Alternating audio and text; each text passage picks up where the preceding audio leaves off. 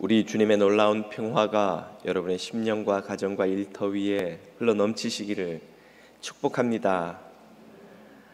앞뒤 교우의 교우들에게, 앞뒤 자리의 교우들에게, 가정에서는 가족들에게 건강한 모습으로 만나서 감사합니다, 반갑습니다, 축복의 인사를 좀 해주십시오.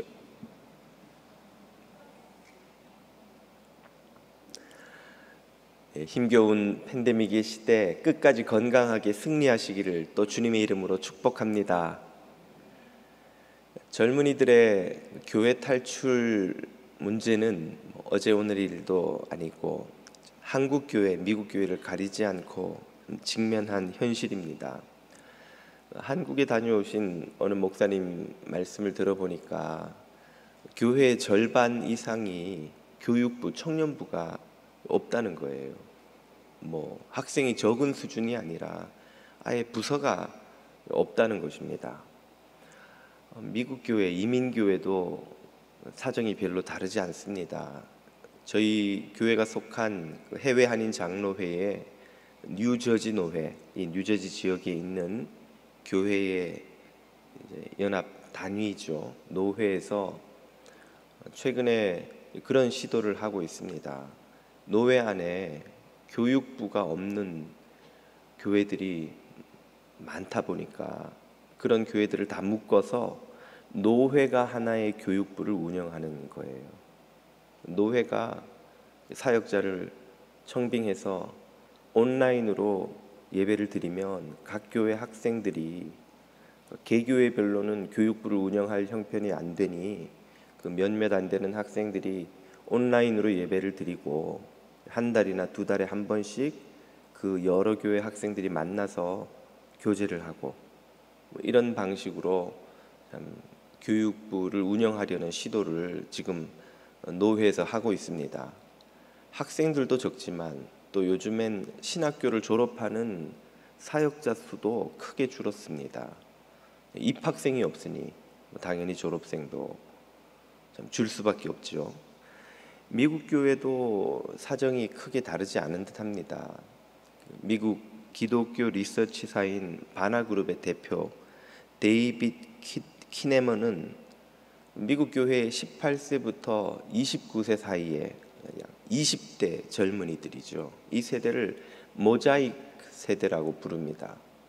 모자이크, 여러 조각을 가져다가 붙여서 하나의 그림을 만들어내는 이런 모자이크로 이 세대를 설명할 수가 있는데, 그 이유는 이들의 사고방식을 구성하는 가치관, 또 관계 맺는 방식, 또 학습 방식, 여러 가지 그 사고 방식을 구성하는 요소들이 일관된 틀로 설명하기가 어렵고 여러 곳에서 모은 것처럼 이렇게 아주 다양한 그 요소들이 모여서 그들을 구성하고 있다고 해서 그렇게 부른다는 것이죠. 그가 쓴 책 청년들은 왜 교회를 떠나는가, 원제목은 You Lost Me입니다. 이게 쉽게 말하면 못 알아듣겠어요. 당신이 하는 말을 나는 모르겠어요. 젊은이들이 기성교회를 향해 이렇게 느낀다는 거죠. 교회가 지금 뭔 소리를 하려는 건지 난 잘 모르겠어. 결국 교회와 기성세대와 혹은 기성교회와 그 커뮤니케이션이 단절된 젊은이들이 이제 교회를 떠날 수밖에 없었다 하는 메시지를 이 제목에서 담고 있죠. 번역하면서 제목을 청년들은 왜 교회를 떠나는가, 이 책의 그 주제를 담고 있는 질문이기도 합니다. 청년들은 왜 교회를 떠난다고 답을 했는가, 쭉 요약을 해놓고 있는데요.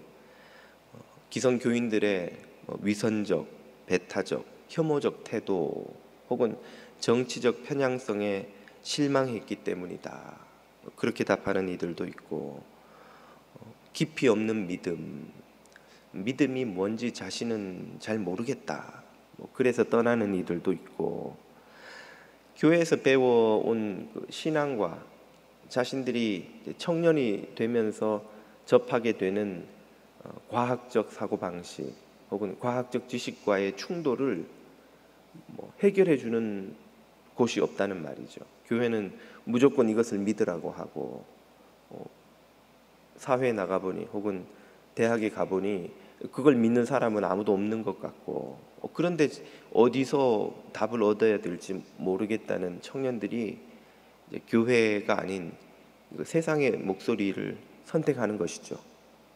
혹은 교회의 믿음과 신앙에 관한 이런저런 질문을 가지면 그것 자체로 불신앙으로 비난받기도 하고, 교회는 답을 주지 않은 채 무조건 믿으라고만 하고 혹은 윽박지르기도 하는 이런 태도에 그만 실망한 나머지 교회를 떠나게 되었다 하는 답도 내놓고 있습니다.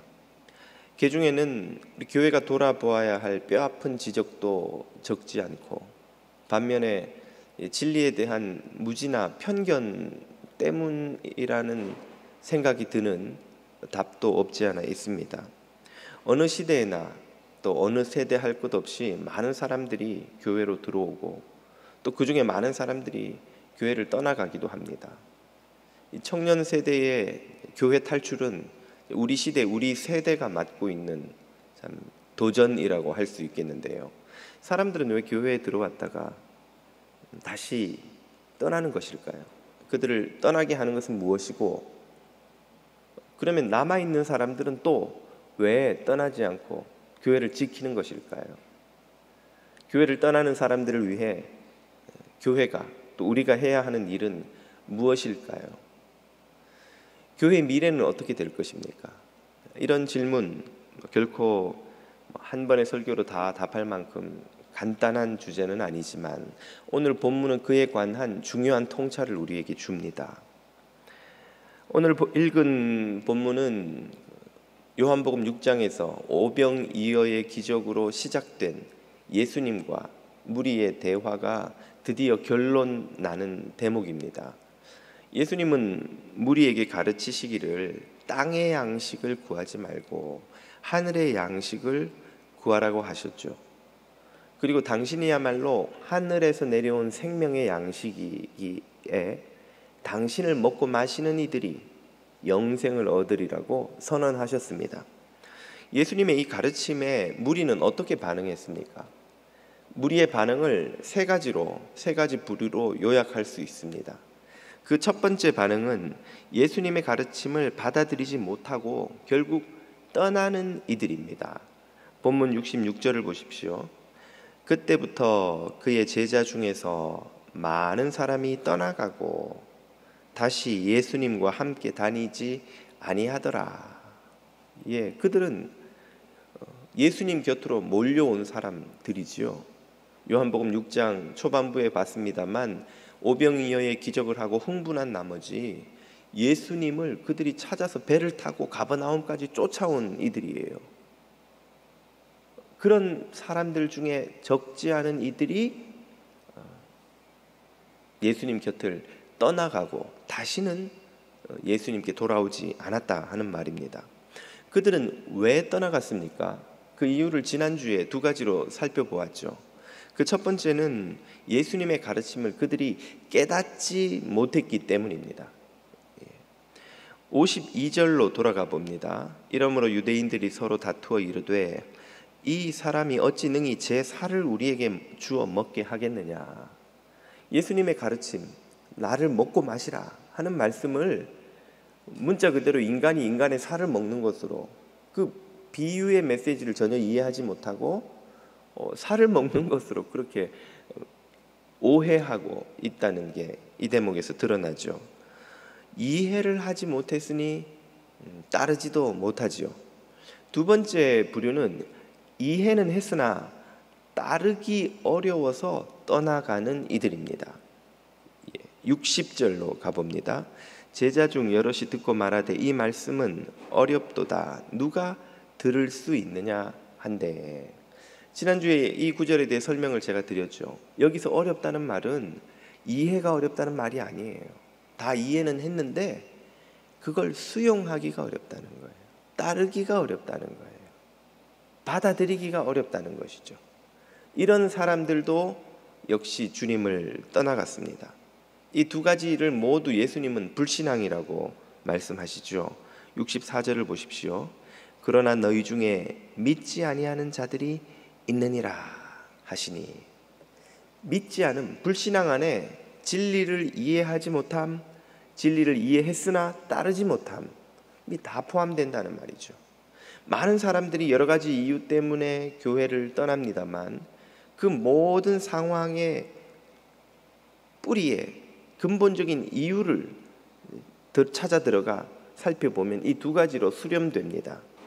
첫째는 진리를 이해하지 못함이요, 둘째는 그 진리를 따르지 못함이죠.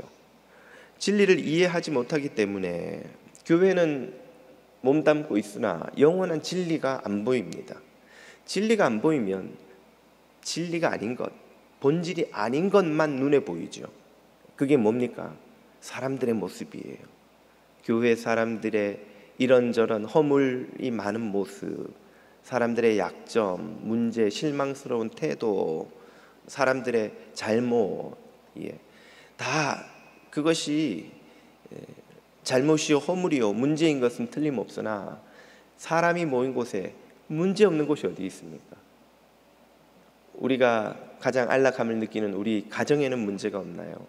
우리가 사랑하고 존경하는 우리의 엄마, 아빠, 어머니, 아버지는 허물도 없는 성인 군자이십니까? 이 세상에 어떤 공동체, 어떤 모임에도 허물 없는 것은 없지요. 더구나 교회는 죄인에게 문이 열린 곳이요, 그 어느 조직이나 공동체보다 죄인을 정죄하지 않고 있는 모습 그대로 받아주는 곳입니다. 당연히 허물 많은 사람들이 많이 모일 수밖에 없는 곳이죠. 그 비본질을 보고 본질을 보지 못하기 때문에 교회에 실망했다며 떠나가는 이들이 많이 나타나는 것입니다. 둘째는 진리를 마음에 들어 하지 않기 때문이라고 말씀드렸죠. 진리를 배우고 깨닫기까지는 하지만 그 진리를 받아들이고 따라 살기가 무척 부담스러운 것입니다. 거북하고 수용하기가 어렵고 내가 지금까지 살아온 삶의 방식, 태도, 관점, 가치관과 충돌하는 그 진리를 선뜻 나를 내어버리고 따르기가 어려운 것입니다. 그런 이들도 교회를 떠나갔습니다.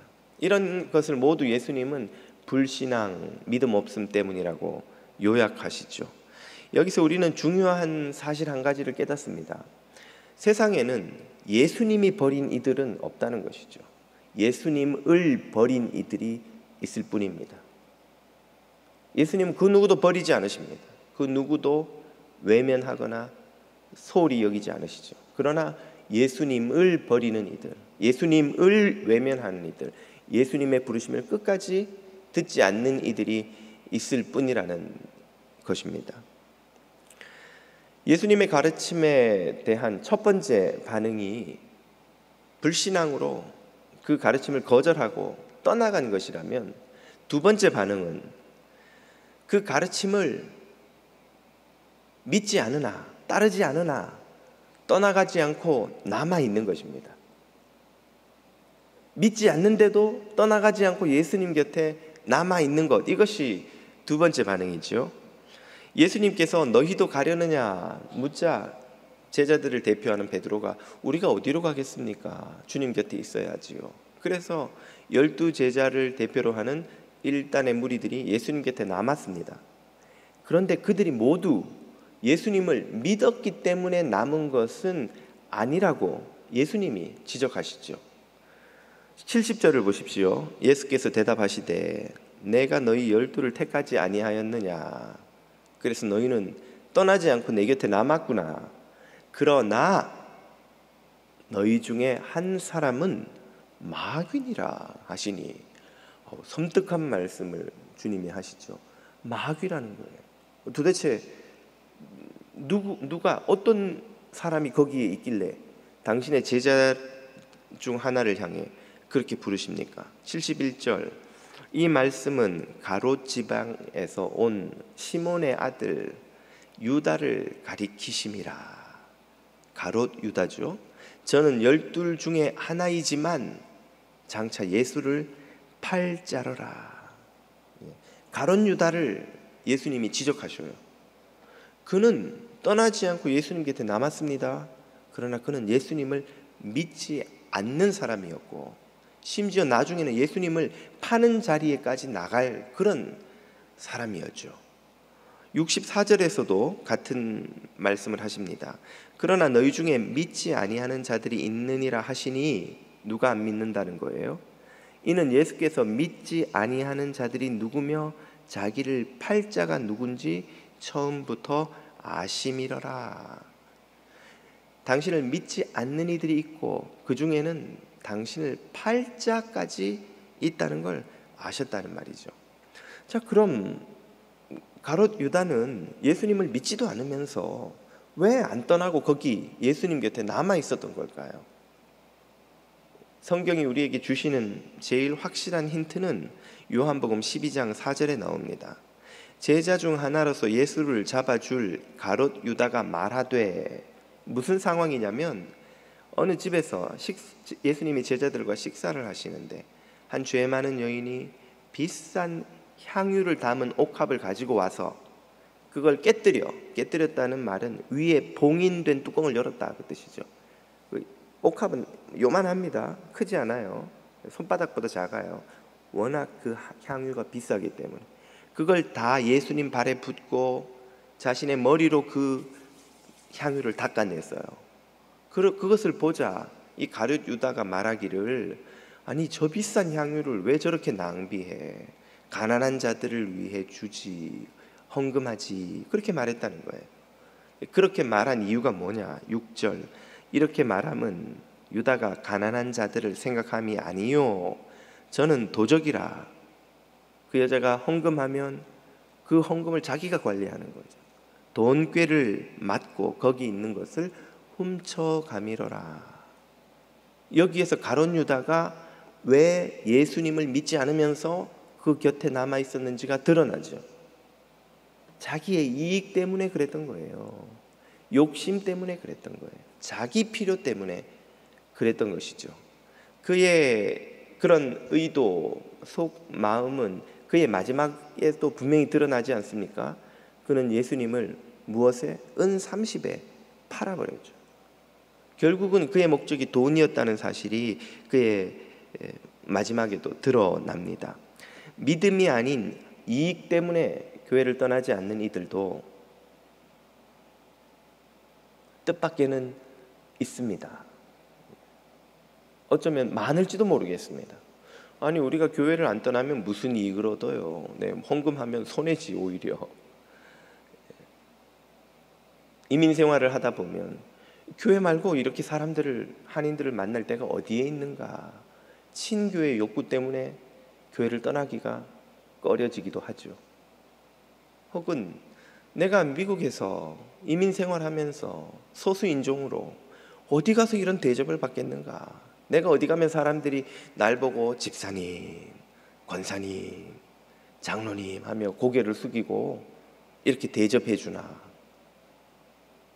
일주일 내내 백인들에게 무시받고 차별받고 이상한 눈초리에 스트레스 받고 교회 와서 말고는 누가 나를 이렇게 대접해 주나? 어쩌면 그것도 우리가 교회를 떠나지 못하는 이유일지도 모르겠습니다. 이민 생활에 교회 가야 이런저런 도움도 얻고 비즈니스 관계도 쉽게 풀리고 아무튼 얻는 게 뭔가가 있다는 생각에 교회를 지키는지도 모르겠어요. 혹 그것이 아니더라도 믿음으로 포장된 나의 종교심, 내가 괜찮은 존재라는 걸 열심히 봉사하고 섬기고 참여하면서 확인하고 싶은 그런 종교적 욕구를 채우고 있는 것도 우리가 교회를 지키는 이유가 아닌지도 혹 모르겠습니다. 그래도 언젠가는 교회를 지키다 보면 복음을 듣고 돌이키는 일이 있지 않겠습니까? 그런 은혜를 필요로 하지 않나요? 네, 맞습니다. 그렇게 해서 뒤늦게 복음을 발견하고 돌아오는 경우도 많습니다. 그러나 동시에 끝까지 그 복음을 교회에 몸을 담고 있지만 깨닫지 못하고 예수님을 파는 자리에까지 이르는 이들도 없지 않아 있습니다. 예수님을 우리가 어떻게 팔아요? 파는 일이 있지요. 제가 한국에서 기독교 신문에 그런 광고가 났다는 소식을 듣고 제 귀를 의심했던 적이 있습니다. 교회 팝니다. 교회를 어떻게 팔지? 목 좋은 곳에 있는 몇 석 규모의 예배당, 몇 명의 출석 교인 보증, 얼마에 팝니다. 이렇게 기사가 나온 거예요. 아, 이게 어떻게 가능한가? 속사정은 제가 잘 모르겠으나 아마도 교회를 종교법인으로 등록하지 않고 처음부터 개인 소유로 건물이나 모든 것을 운영해 왔기 때문에 가능한 것이 아닌가 싶긴 한데, 그런 일이 실제 한국 교회에서 있었다는 것이죠. 이민교회는 그런 일이 없겠지. 이민교회도 없지 않습니다. 한 5년쯤 전에 제가 저희 교회가 속한 뉴저지 노회 임원으로 섬길 때 교회 리스트에는 분명히 이름이 있는데 연락이 안 되는 교회가 있는 거예요. 몇 번을 시도를 해서 겨우 연락을 했더니 벌써 몇 년 전에 교회가 문을 닫았다는 겁니다. 목사님과 한 10여 명 되는 교인들이 모여서 의논한 끝에 교회를 팔기로 하고 그 교회 건물 대금으로 론을 갚고 교인들 조금씩 나눠주고 담임 목사님은 퇴직금조로 조금 드리고 남은 상당히 적지 않은 액수의 돈을 그 한 분 계시던 장로님이 선교 헌금이라는 명목으로 가지고 계신다는 거예요. 노예 임원들이 그 사실을 알고는 헌법상 우리 교단 헌법의 이 규정상 원칙적으로 모든 개교회 재산은 노회 소속입니다. 그래서 사고 당회가 되었을 때, 그러니까 교회가 문제가 생겼을 때 그 재산은 노회가 소유해서 노회에 귀속해서 노회에서 쓰도록 그렇게 되어 있기 때문에 저희가 그 장로님에게 연락을 했어요. 장로님, 지금 들고 계신 그 교회 판도는 노회 소유입니다. 그것을 노회에 귀속하셔야지 개인이 가지고 계시면 안 됩니다. 요즘 너무 바쁘니까 좀 이따 만나자고. 그렇게 차일피일 미룬 게 5년이 지났습니다. 노회에선 이건 받기 힘들다고 포기한 것 같아요. 소송을 하거나 해야 할 텐데 그것도 여의치 않아서 거의 물 건너간 일이 아닌가 싶습니다. 야, 그 장로님 수지 맞았다, 이런 생각 드시는 분들 혹시 안 계세요? 나한텐 그런 찬스 안 오나? 만약 그런 생각이 드시고 솔깃하시다면 나는 이 교회를 왜 지키고 있는가 한번 생각해 보실 필요가 있습니다. 우리가 처음부터 예수님을 팔아야지, 내가 교회를 팔아야지, 그런 마음으로 교회 나오는 사람 아무도 없습니다. 믿음이 없이 교회를 지키고 믿음 때문에 예수님 곁을 지키지 않고 지내다 보면 그냥 열심히 세상 회사에서 일하듯이 조직에서 동아리에서 봉사하듯이 하다 보면 사람들이 어느덧 날 집사님 이렇게 불러요. 조금 있으면 권사님이라고 부르고 또 장로님 이렇게 부르기도 하고 또 그러다 보면 심지어 목사가 되거나 선교사가 되기도 하는 그런 일이 일어납니다. 겉에 직분은 이름은 바뀌지만 내 속사람은 그대로죠. 그런 상태에서는 선택의 때가 오면 주님을 파는, 교회를 파는 선택을 얼마든지 할 수 있다는 것이죠. 교회를 팔지 않더라도 인간의 마음으로 교회를 다니며 비방하고 정죄하고 분란을 일으키고 다툼을 일으키고 교회를 깨는 이들이 우리 주변에 얼마나 많습니까? 주변에 깨어져서 상처와 아픔을 안고 흩어지는 교인들이, 또 그런 교회가 얼마나 많습니까? 그러므로 저는 교회가 복음을 전해야 하는데 바로 교회에서 전해야 한다고 믿습니다. 교회는 우리의 첫 번째 선교지입니다. 우리의 최고의 선교지입니다. 교회 안에 얼마나 많은 주님을 모르는 이들이 있는지 모르기 때문이지요. 교회의 선교지 중에 가장 중요한 곳을 저는 교육부라고 믿습니다. 우리의 자녀들이 자라는 공간, 우리의 자녀들이 다음 세대에 우리의 뒤를 이어 교회를 지키며 예수 그리스도를 끝까지 지키는 그 자리에 남는 그런 신실한 신앙인들이 될 수 있도록 교회에서, 특별히 교육부에서 복음을 전하지 않으면 우리가 다른 곳에서 먼 나라에 가서 하는 선교, 의미 없다 할 수는 없겠으나 참 부질없는 짓이 어쩌면 될지도 모릅니다. 다음 세대에 이 교회를 지킬 믿음의 일꾼이 없다면 말이죠. 교회 안에 예수님을 믿지 않으면서 교회를 지키는 이들이 없도록 부지런히 교회는 복음을 전해야 합니다.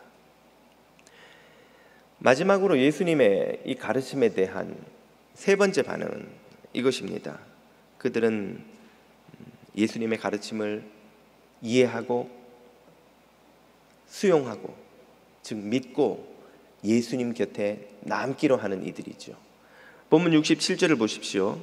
예수께서 12제자에게 이르시되 너희도 가려느냐.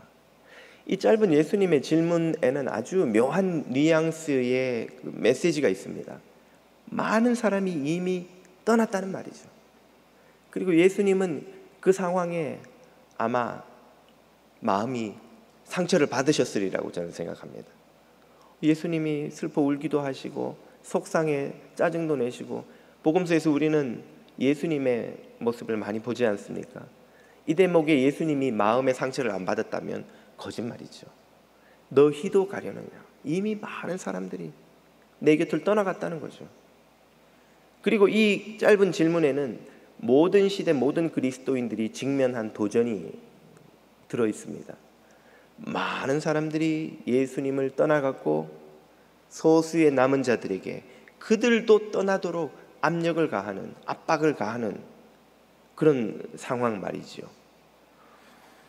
겨우 12명뿐인 무리들이 과연 이 세상의 거대한 풍조에 맞서서, 저 예수님 곁을 떠나가는 수많은 무리들의 압박에 맞서서 예수님 곁을 지킬 수 있을 것인가?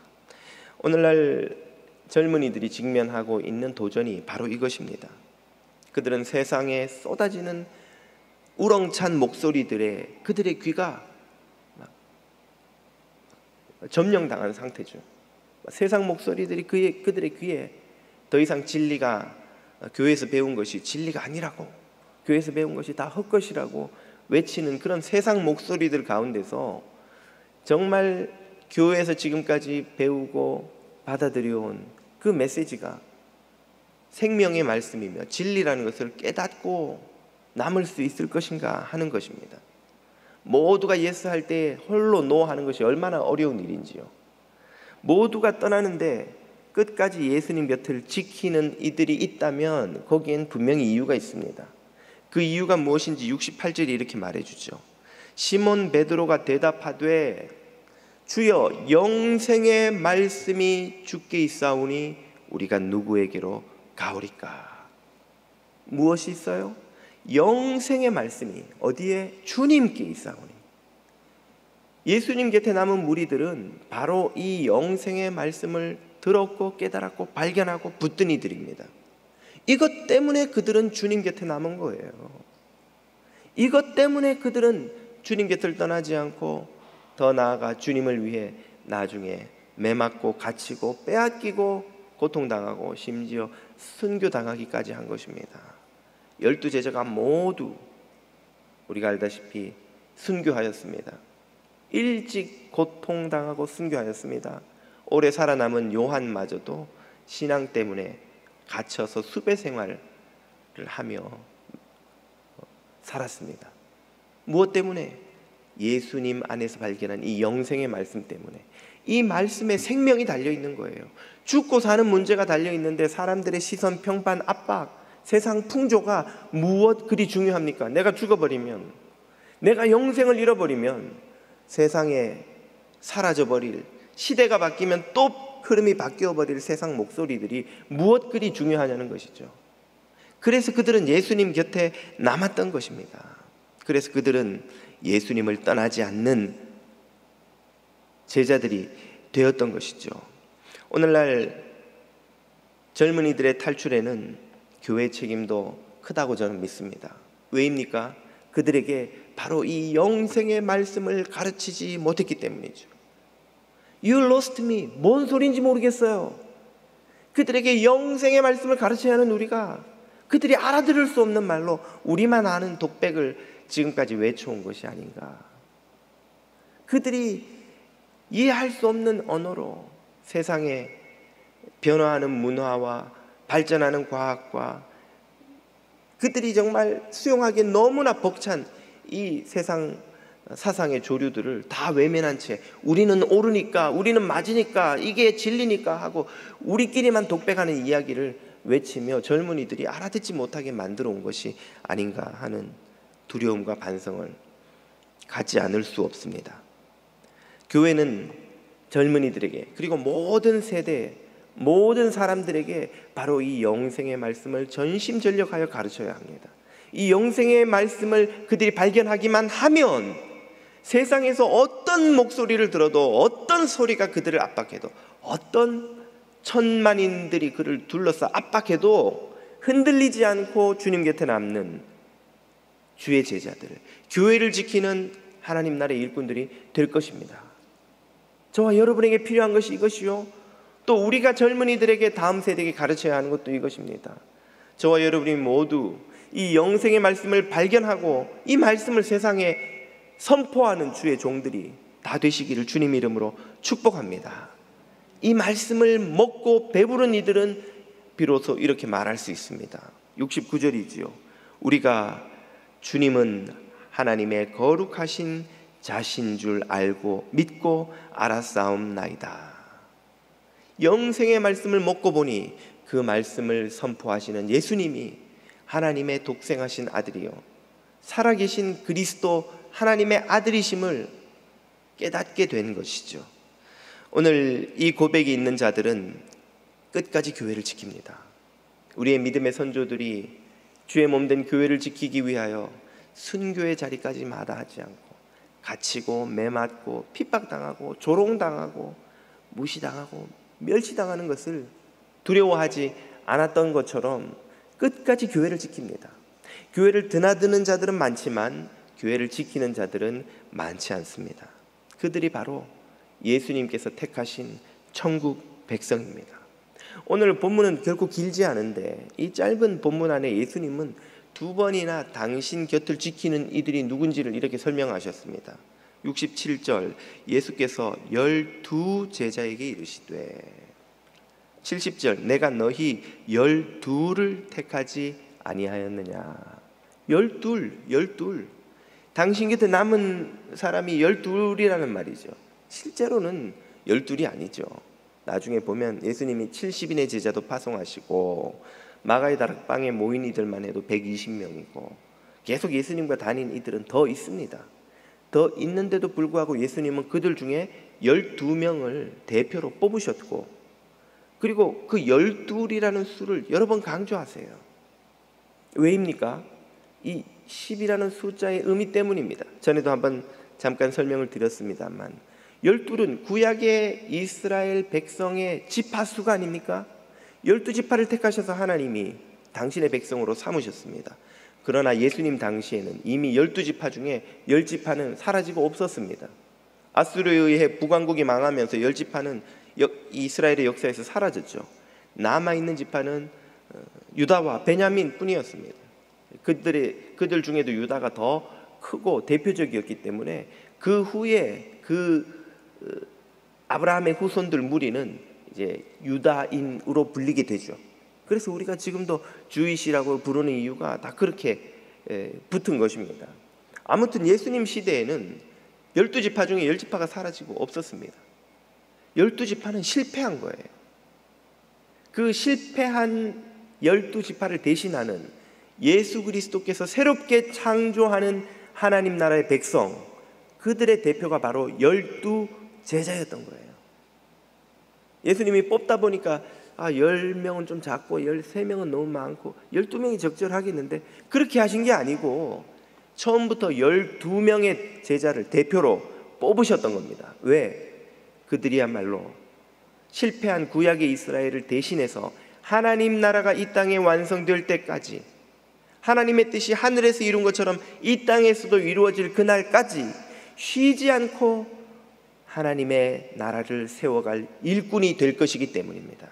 세상의 온갖 조롱과 멸시와 핍박과 비웃음 속에서도 끝까지 예수 그리스도의 곁을 지키고, 더 나아가 그리스도의 몸된 교회를 지켜서 주님이 다시 오실 때까지 그 사명을 감당할 일꾼들이 될 것이기 때문입니다. 그래서 12제자를 뽑으신 거예요. 그래서 12제자가 교회를 세운 거예요. 그리고 그 교회를 오늘 저와 여러분이 지키고 있는 거예요.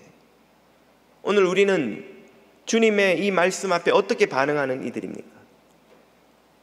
깨닫지 못하여 수용하지 못하여 그 곁을 떠나가는 이들입니까? 믿지는 못하지만 그저 남아있는 이들입니까? 아니면 영생의 말씀이 주께 있사오니 우리가 네게로 가오리까 하는 믿음으로 예수 그리스도의 곁을 지키는 이들입니까?